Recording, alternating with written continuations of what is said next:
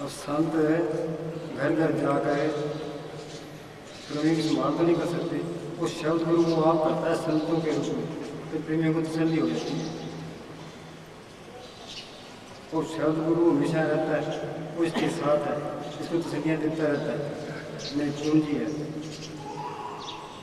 परसों पूरे दिन की बात है,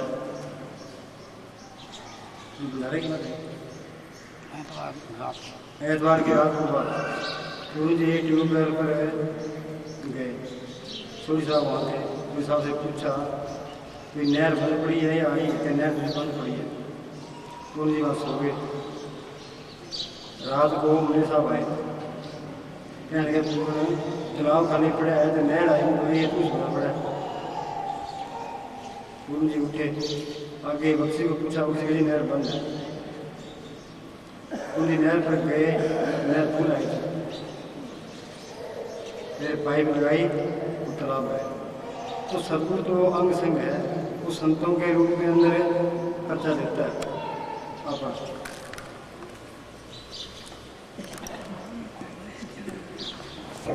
की बात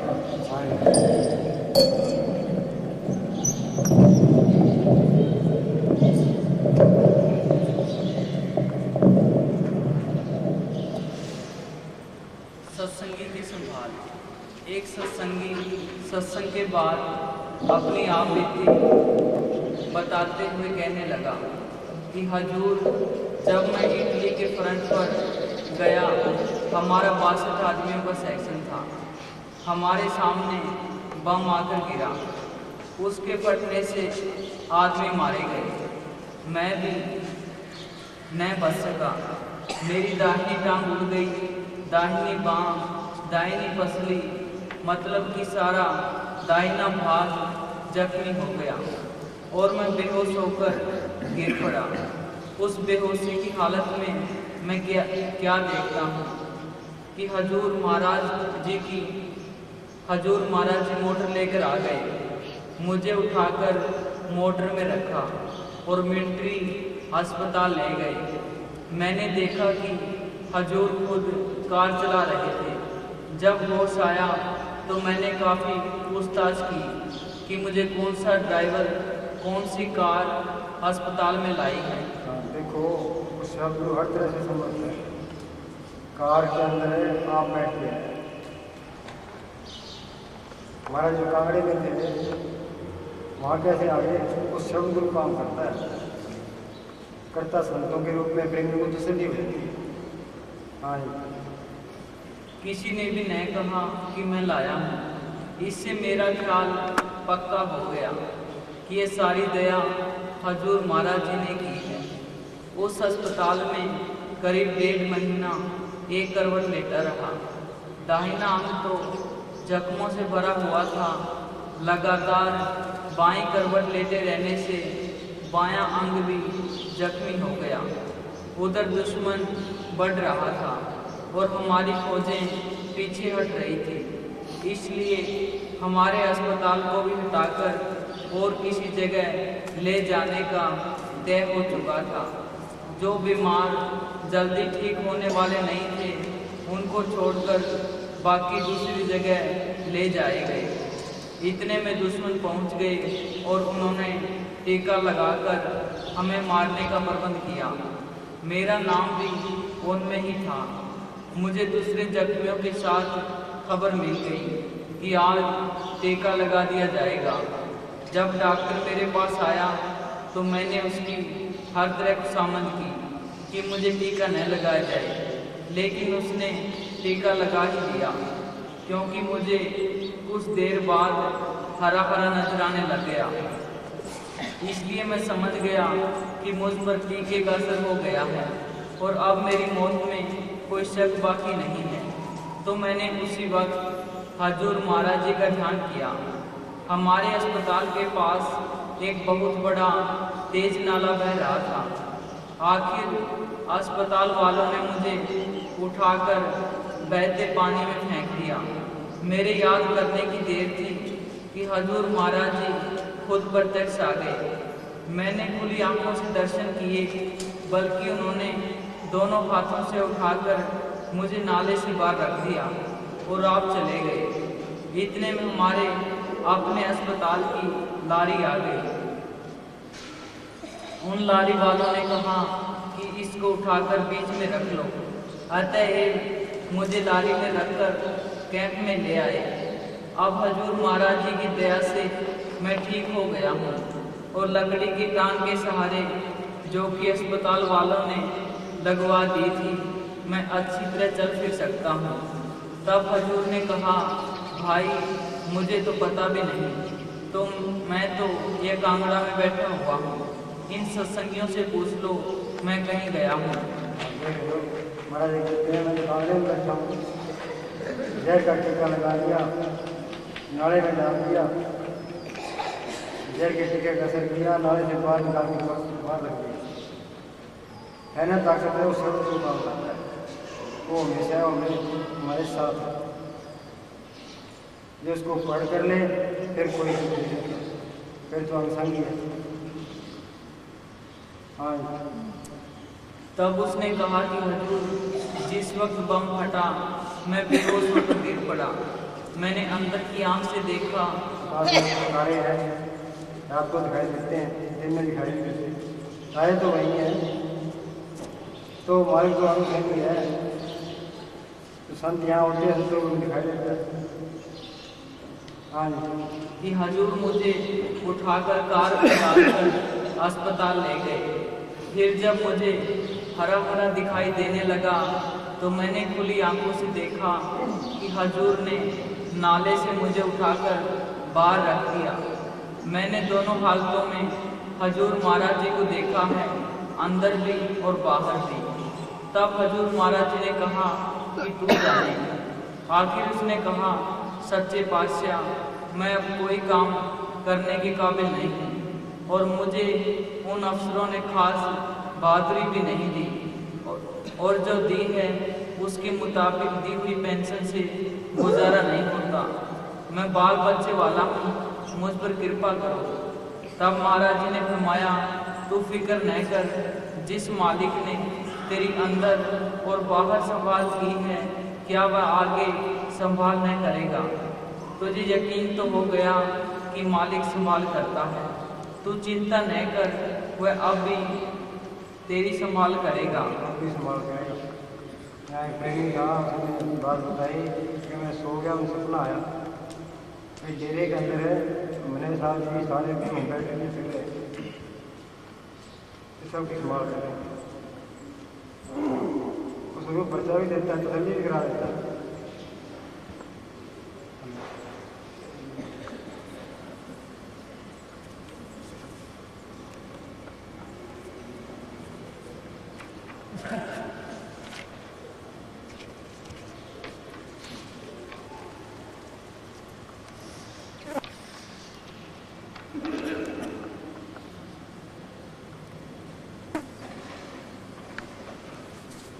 वचन आखिरी। स्वामी जी महाराज नियम के आखिरी। हाँ वचन जो कि स्वामी जी महाराज ने साधना सत्संगिया ने सत्संगना की शिक्षा वास्ते अकेले दिन अंतर ध्यान होने तो पहला अपने मुखार बिंद तो फरमाए। मिति 15 जून 1873 ईस्वी मुताबिक आषाढ़ विधि पड़वा संवत 1935 विक्रमी शनिचरवार अमृत वेले।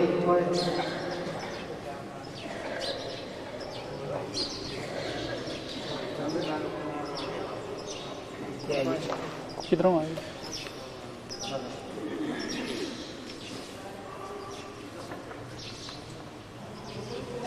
किसको आए फिर?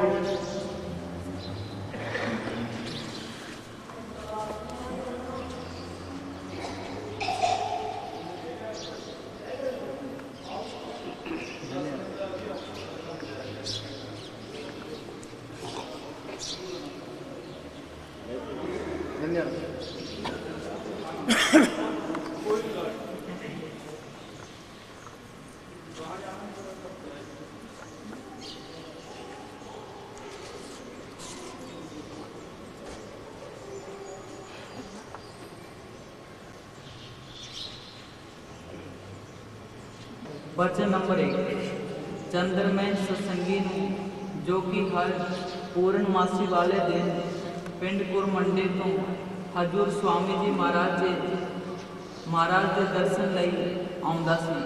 स्वामी जी महाराज ने पास बुला के फरमाया, तुम बैठ जाओ और दर्शन खूब गौर से कर लो और इस स्वरूप को अपने हृदय में रख लो, क्योंकि दूसरी पूर्णमासी को तुमको दर्शन ना होंगे, तुम्हारी भक्ति पूर्ण हुई।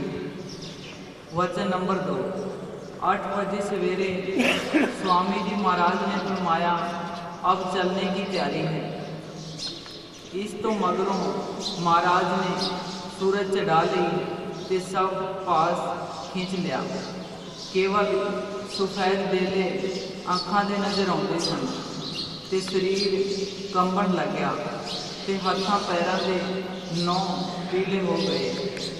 फिर 5 घंटे बाद सूरत उतारी तो उस वेले फरमाया, अब मौज सिर गई, अभी देर है। तो शेख प्रताप सिंह ने पूछा, कब की मौज है? तो फरमाया, बाद दोपहर के। वचन नंबर 3 तारा सिंह साधु के सत्संगियों ने कुछ रुपया भेंट करना शुरू किया ते बंदगी करन लगे। उसके लाला जगन्नाथ खत्री गुआंढी ने कहा, इस वक्त महाराज को ध्यान अंतर में लगाने दो, रुपया पेश करने का यह वक्त नहीं है। तो स्वामी जी महाराज ने उस वल वेख के फरमाया, ध्यान इसका नाम है कि जब चाहो तब सूरत पहुंचा दो और जब चाहो तब उतार लो।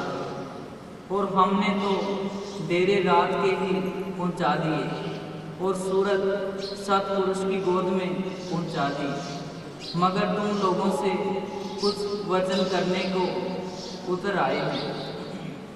वचन नंबर 4 फिर ये फरमाया, तुम जानते हो कि मेरी 6 वर्ष की उम्र थी जब से मैं परमार्थ में लगा हूँ। ये कीमती बात है। 6 वर्ष की उम्र थी जब मैं परमार्थ में लगा, तब जाके अभ्यास पक्का हुआ है। यानी अभ्यास याद कर जाएगा, हम तुम्हें राम नाम से जाएगा, तो ये अभ्यास न छोड़े। हाँ जी, तब से यह अभ्यास पक्का हुआ है। ते ये दृष्टांत देता, कच्चा तैराक को उसको डूबते वक्त कहो कि अब तू तैर, तो उस वक्त वह क्या तैरेगा? वह तो डूबेगा ही। और जो बचपन से तैरना सीख रहा है उसको दरिया में डाल दोगे तो वह नहीं डूबेगा। और ये देह तो खलड़ी है, यह तो किसी की भी नहीं रही, इसका क्या है? और जिंदगी भर का वजन सिमरन सिर्फ इसी वास्ते है कि उस वक्त ना भूले। इस वास्ते ऐसा नाम का अभ्यास करो कि चलते फिरते नाम ना भूले। वचन नंबर 5 फिर स्वामी जी महाराज ने सालीग्राम अते कुल साधुआं व सत्संगियां ते सत्संगना वल तवज्जो दे के फरमाया, जैसा मुझको समझते हो वैसा ही अब राधा जी को समझना और राधा जी और छोटी माता जी को बराबर जानना। फिर राधा जी ने हुक्म देता कि शिवो और गोपी और विष्णु को पीठ ना देना। सन्मुखदास जी बाबत फरमाया, इसको सब साधुओं का महंत किया अते ये फरमाया, ऐसी महंती नहीं कि जैसी दुनिया में जारी है। यानी सन्मुखदास और बिमलदास साधुओं को अवसर हुए और इंतजाम और बंदोबस्त साधुओं का इनके तुल्लुक रहेगा और बाद में ठहरे और बाद का मालक प्रतापा। फिर फरमाया, गृहस्थी अपनी पूजा साधुओं से ना करावे। फिर बीबी रद्दी ने पूछा, साढ़े वास्ते कौन होवेगा? ता फरमाया, गृहस्थियों के वास्ते राधा जी और साधुओं के वास्ते मनमुख दास जी। स्वामी जी महाराज ने फरमाया, गृहस्थी औरतें बाद में जाकर किसी साधु की पूजा और सेवा ना करें। इन सबको चाहिए कि राधा जी के दर्शन और पूजा करें। फिर फरमाया, शेर और बकरी को एक काट पानी मैंने पिलाया है और किसी का काम नहीं कि ऐसा करे। फिर बीबी फूकी ने बेनती की थी कि स्वामी जी मैनू भी अपने नाल ले चलो। ता फरमाया, तुम घबराओ मत, तुमको जल्दी बुला लेंगे, तुम अंतर में चरणों की तरफ जोड़ देना। फिर सेठ प्रताप सिंह ने बेनती की थी कि मैनू भी अपने नाल ले चलो। ता फरमाया, तुमसे अभी बहुत काम लेना, बाद में रहोगे और सत्संग करोगे और कराओगे। फिर सुदर्शन सिंह ने पूछा कि जो कुछ पूछना होए तो किस तो पूछिए। इसने फरमाया, जिस किसी ने पूछना है वह शालीग्राम से पूछे। शेख प्रताप सिंह जी वल मुँह करके फरमाया, मेरा मत तेस्तनाम और अनामिका का और राधा स्वामी मत शालीग्राम का चलाया हुआ है, इसको भी चलने देना और सत्संग जारी रहे और सत्संग आगे से बढ़कर होगा। फिर फरमाया, सब सत्संगी खा गृहस्थी या पेट किसी तरह ना घबराएं। मैं हर एक की अनशन हूँ और आगे को सबकी संभाल पहले से विशेष रहेगी। आगे से संभाल पहले से विशेष रहेगी। हाँ जी, दोबारा हो। फिर फरमाया, सब सत्संगी गृहस्थी पेट किसी तरह ना घबराना। मैं हर एक के अनशन हूँ और आगे को सबकी संभाल पहले से विशेष रहेगी। फिर फरमाया, कलयुग में और कोई करनी नहीं बनेगी, केवल सतगुरु के स्वरूप का ध्यान और नाम का स्मरण बनेगा। शेख प्रताप सिंह ने अर्ज की थी कि शब्द खुले अंतर है।